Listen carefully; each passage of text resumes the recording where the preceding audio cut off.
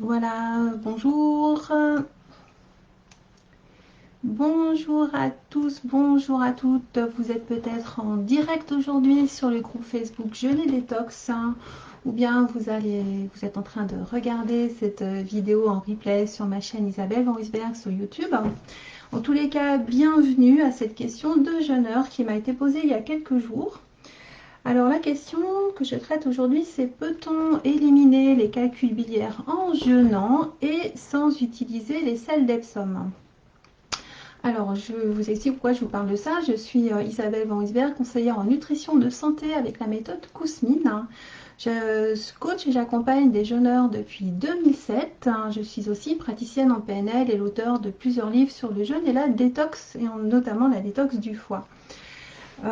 Moi, j'aime bien coacher des personnes qui sont motivées pour soit adopter le jeûne, soit améliorer leur nutrition au tous les jours, au quotidien, pour qu'elle soit meilleure sur le long terme, pour une meilleure santé. Et les deux ensemble, bien évidemment, jeûne et nutrition de santé, peuvent se combiner. Et c'est dans ce cadre que j'ai moi-même expérimenté et plusieurs fois le nettoyage du foie et de la vésicule biliaire. Alors voilà, je vais vous rappeler par rapport à cette question, donc peut-on éliminer les calculs biliaires en jeûnant et si possible sans utiliser les sels d'Epsom? Alors voilà ce que je peux vous dire sur le sujet. Je voudrais d'abord rappeler ce que c'est la bile et ce que c'est les calculs biliaires, parce que même si la plupart des gens en ont, tout le monde ne souffre pas des calculs biliaires. Et puis finalement, il n'y a pas grand monde qui sait exactement ce que c'est et à quoi ça sert. Donc en résumé, sachez que la bile, c'est produit par le foie et elle est stockée dans la vésicule biliaire comme une sorte de petite poche qui est simplement sous le foie.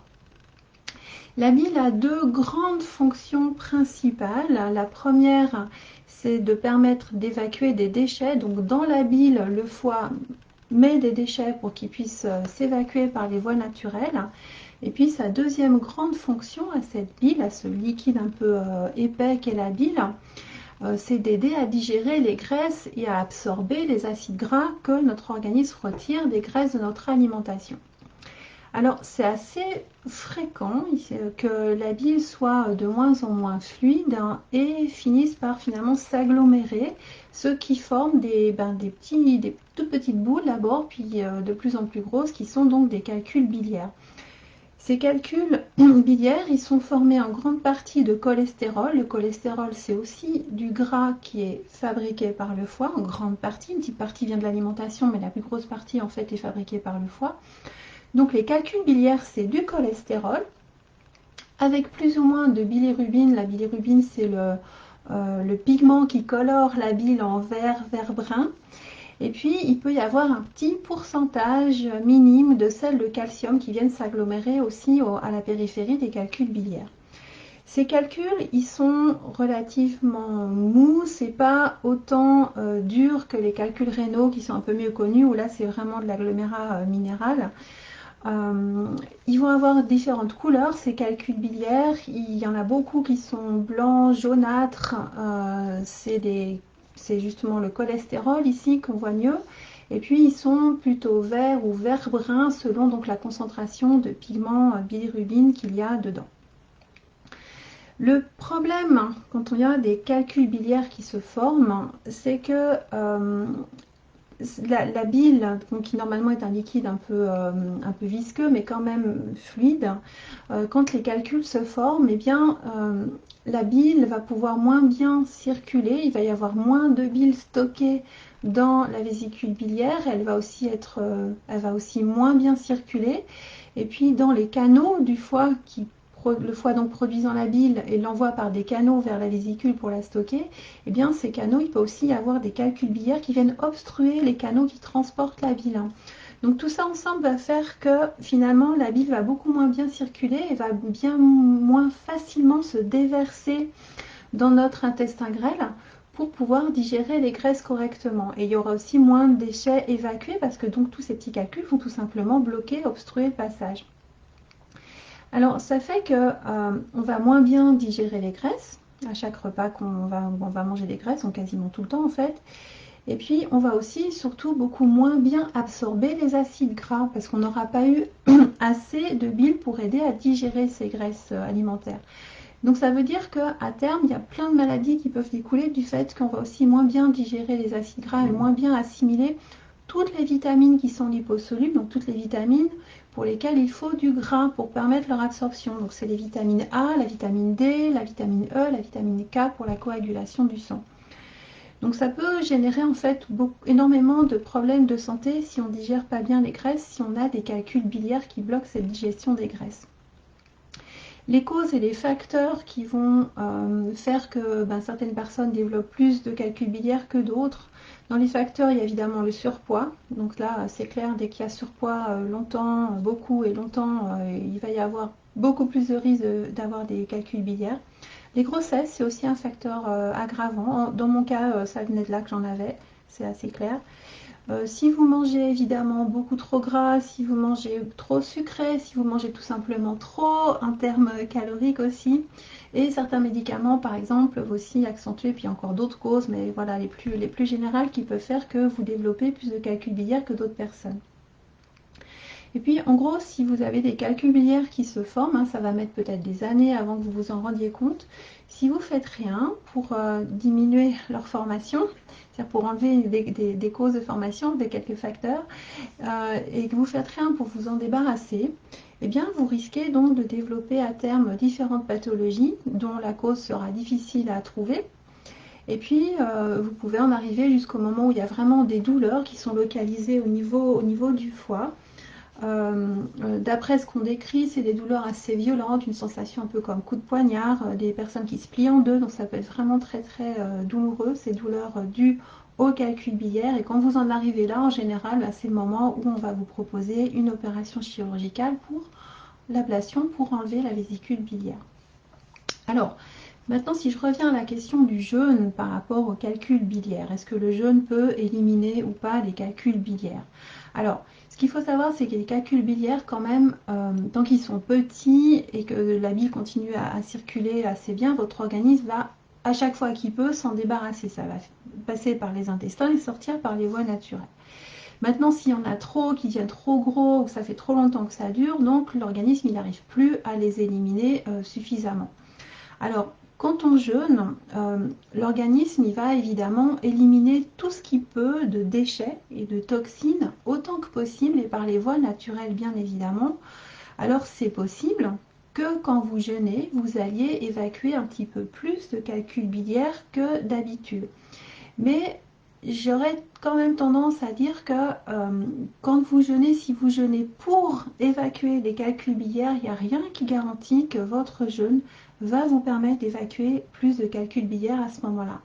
Parce que quand vous jeûnez, que vous faites un jeûne un petit peu long, c'est votre organisme qui va décider qu'est-ce qu'il va faire en priorité. Donc il va évacuer autant de déchets qu'il peut, autant de toxines qu'il peut. Mais les moyens et où il va agir, c'est votre corps qui décide. Donc il n'y a rien qui garantit qu'avec un premier, deuxième ou troisième jeûne, même d'une semaine, vous allez évacuer des calculs biliaires. Et puis aussi ce qu'il faut comprendre, c'est que comme la bile est produite par le foie et envoyée à partir de la vésicule où elle est stockée, comme la bile elle est envoyée au moment où vous mangez, parce qu'il y a du gras dans votre alimentation, donc le corps va venir déverser une grande partie de bile dans votre processus digestif pour vous aider à digérer les graisses. Et bien quand vous jeûnez, il n'y a pas de graisse, on ne mange pas par définition quand on jeûne, donc il n'y a pas de graisses qui sont absorbées par l'alimentation, donc votre corps il ne va pas systématiquement envoyer un flot de bile. Donc vous risquez au contraire de finalement beaucoup moins déverser de calculs biliaires vers la sortie quand vous jeûnez. Alors, il y a quand même des personnes qui témoignent que effectivement les jeûnes les ont débarrassés de calculs biliaires, mais dans ces cas c'est plutôt des personnes qui ont jeûné des jeûnes relativement longs, de plutôt 2 semaines, voire plutôt même 3 semaines, et que c'est vers la fin de ces jeûnes longs qu'il y a eu une expulsion de calculs biliaires. Mais c'est pas non plus systématique.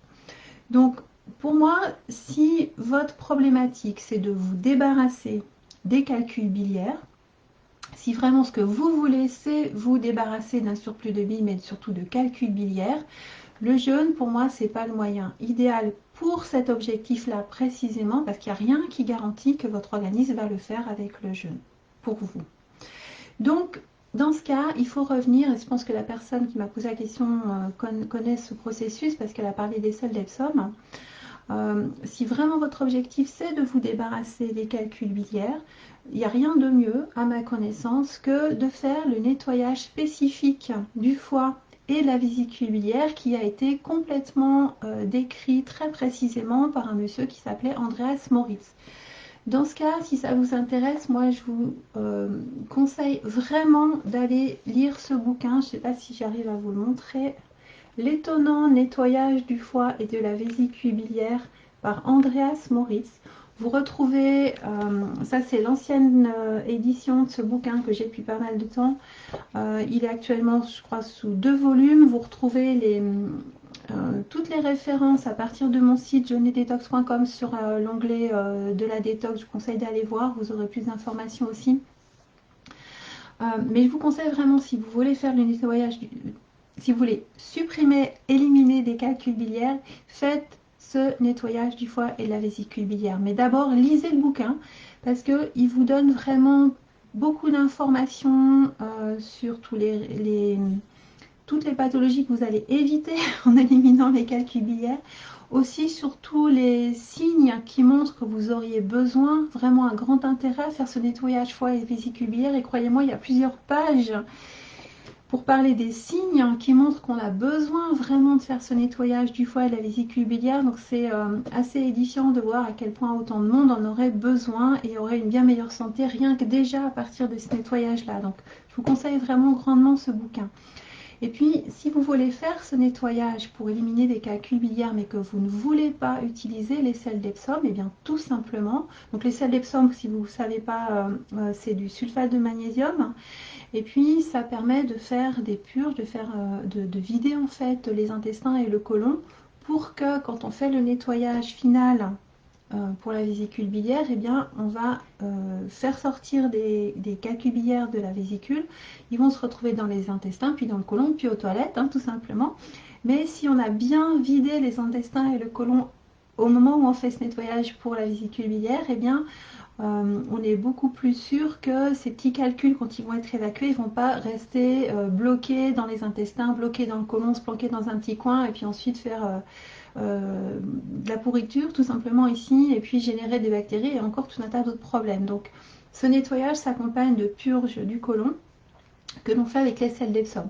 Si pour cette dame qui m'a posé la question, vous ne voulez pas utiliser les sels d'Epsom, mais vous voulez quand même faire ce nettoyage pour éliminer au maximum vos calculs biliaires, ben, il y a tout simplement des alternatives aux sels d'Epsom. Il y a d'autres produits pour faire des purges. Et puis il y a aussi, si vous voulez pas prendre aucun produit, tout simplement les lavements et bien évidemment l'hydrothérapie du côlon qui est le mieux pour moi encore dans tous les cas où on veut nettoyer le côlon. Donc, et puis, sachez aussi que si le jeûne vous intéresse et vous voulez faire du jeûne, de toute façon, c'est plus que fortement recommandé de faire aussi des purges ou une hydrothérapie ou des lavements du côlon pour vider aussi le côlon quand vous jeûnez. Donc, dans tous les cas, il va falloir passer par une purge, par les sels d'Epsom ou par des alternatives. Maintenant, pour vous dire comment je fais moi, parce que j'ai fait plusieurs fois ce nettoyage du foie et de la vésicule biliaire. D'ailleurs, si vous avez vu la petite photo qu'il y avait au tout début à l'annonce de cette vidéo, eh bien, la photo qui vous montre ces petites boules jaunes et puis ces calculs biliaires verts, c'était lors d'un de mes nettoyages. Voilà, c'est sorti de moi une fois il y a quelques années, lors d'un de mes premiers nettoyages foie et vésicule biliaire. Donc moi, comment je fais concrètement ?